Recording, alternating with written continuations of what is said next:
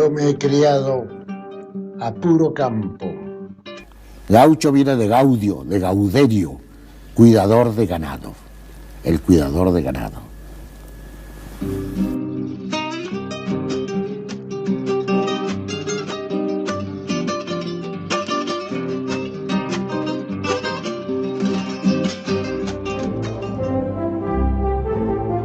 Y hoy vamos con un capítulo que sin duda les va a sorprender. La primera guerra civil entre vascos, la primera que conste, que fue la guerra entre oñacinos y gamboínos.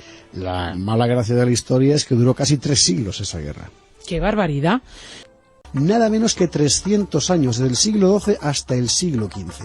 Reyertas completamente bárbaras entre estos linajes de señores rurales cubrieron de muerte las vascongadas. Y solo cuando las villas pidieron socorro, las villas vascas, a los reyes católicos, fue posible acabar con aquel baño de sangre.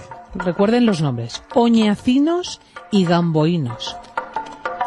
Ahora, ¿cómo empezó todo? Es decir, ¿qué llevó a los señores rurales vascos de la Edad Media a guerrear entre sí durante 3 siglos? La leyenda dice que la guerra arrancó de una discusión en la iglesia alavesa de Ulibarri. Fue la disputa sobre cómo llevar los cirios en una procesión. Unos decían que debían llevarse por encima de los hombros, en su dialecto gamboa, y de ahí lo de gamboínos. Otros que a la altura de las manos, por lo bajo, oñaz, y de ahí lo de oñacinos. Como protagonistas de la discusión, 2 familias alavesas: los Mendoza, cabeza del partido oñacino, y los Guevara, que lideran el gamboíno. Las otras familias notables, los Salazar, Ayala, Velasco, entran también en la disputa, y la conciliación será imposible.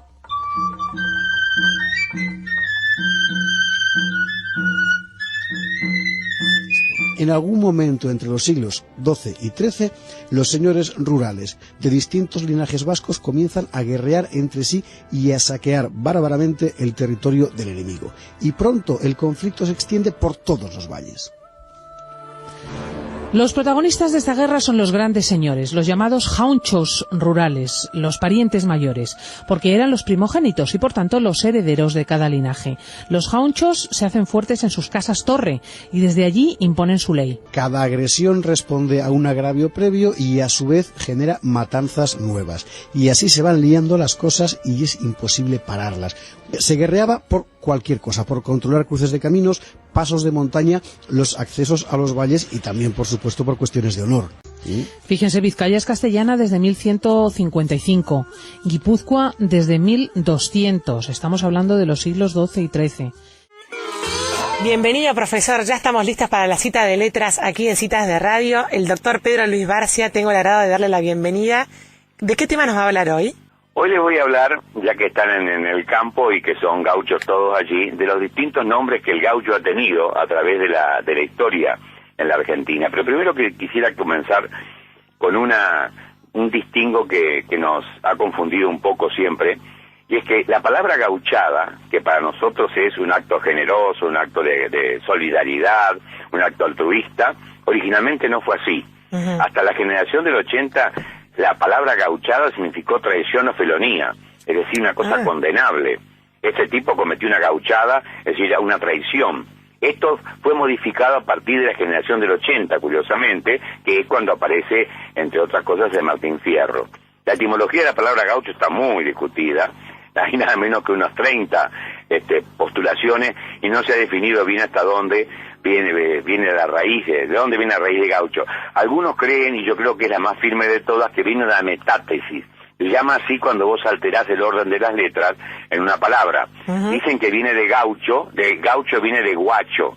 De guacho genera gaucho, porque es una persona que no tiene origen definido, que no se saben quién son los padres. Esta especie de anonimato de origen sería una explicación. Ahora, es interesante que los testimonios de los españoles en general ven siempre al gaucho como pendenciero, con malos hábitos, un tipo vago, cosa que no ocurre en los viajeros ingleses. Los viajeros ingleses tienen generalmente una estimación muy grande por el gaucho, y en sus distintos, a lo largo de todo el siglo XIX, los distintos trabajos que han, un libro de Francis Bond Head, Francis Bond como James Bond, y Head como cabeza, H-E-A-D.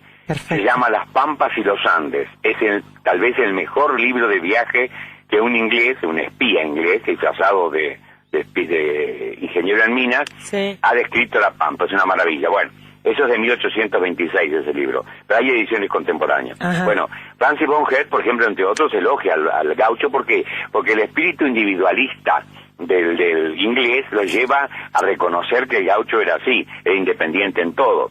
Y los militares nuestros, tanto Belgrano como San Martín, o los caudillos, como López, Rosas, Urquiza, nunca hablan de gauchos, hablan de paisanos. Y en la tradición argentina, de más o menos hacia 1870, se empezó a distinguir lo que era el paisano del gaucho. El paisano era el gaucho asentado, es decir, el gaucho que tenía familia. Yo he conocido esta tierra en que el paisano vivía, su gauchito tenía, y sus hijos y mujer, una delicia ver cómo pasaban los días. Un hombre con trabajo y con familia sentado en un rancho. El gaucho, en cambio, era el vago, el que andaba por la pampa sin ningún tipo de atadura. De esta manera hago un poquito el encuadre de lo que voy a decir ahora, que es las distintas formas en que se denominó el gaucho, algunas cosas muy curiosas, ¿no? La primera denominación para este tipo humano que habitaba parte de la pampa era de mozo perdido. Ya Hernandarias lo menciona así en el siglo XVII, y eran dos tipos de origen del gaucho. O eran hijos de españoles que se van de la ciudad y por lo tanto son forajidos, porque salen del ejido de la ciudad, forajido, y no porque sean malandras, sino porque no viven más en la civilidad. Claro. No viven en la kiwita, sino en el campo. Bueno, estos de los mozos perdidos, ¿por qué?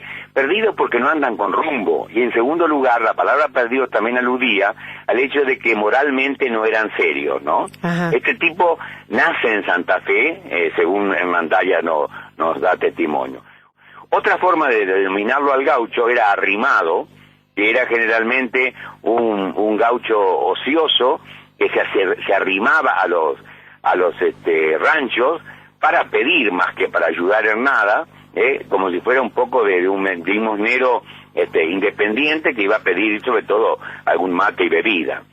La tercera designación que se aplica al gaucho es de changador, de aquel que todavía tiene uso entre nosotros, de que hace changas, el que hace favores, generalmente favores chicos con que se ganaba la vida, ¿no? Claro. Y después una cuarta sección que es malévolo, y de ahí viene malevo, porque malévolo es estrictamente el que tiene mala voluntad, así como benévolo es el que tiene buena voluntad. Sí. La palabra malévolo originó malevo. Originalmente el malevo era un cuatrero y un asesino, era un hombre condenable. Después, cuando pasa la acepción a usarse en los arrabales de la ciudad y el lunfardo lo toma, que no es propio el lunfardo, pero lo toma como propio, malévolo era un poco el taita del barrio, sí, el patrón del barrio, taita en latín, que viene del latín tata significa padre. Bueno, el taita es el padre del barrio, es el malevo que tenía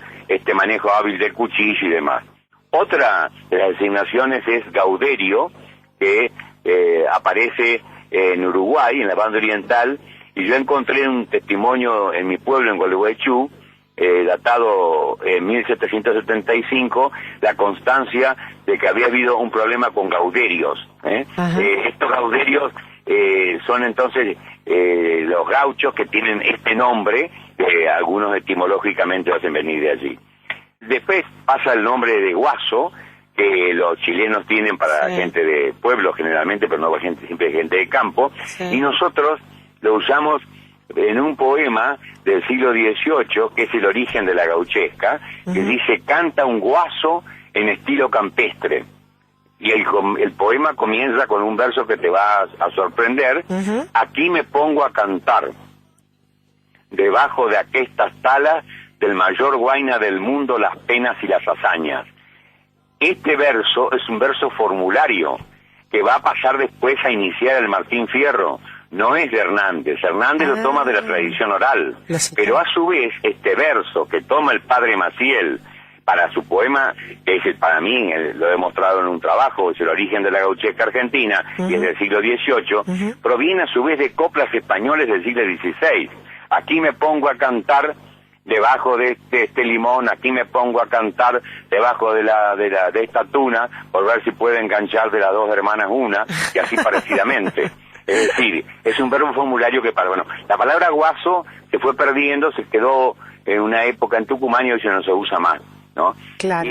Después vino la palabra agregado, que es aquel como viene a ser arrimado, pero acá es con más estabilidad en un rancho. Aunque se mete en una familia, está viviendo un tiempo ahí ayudando a todos los quehaceres, ¿no?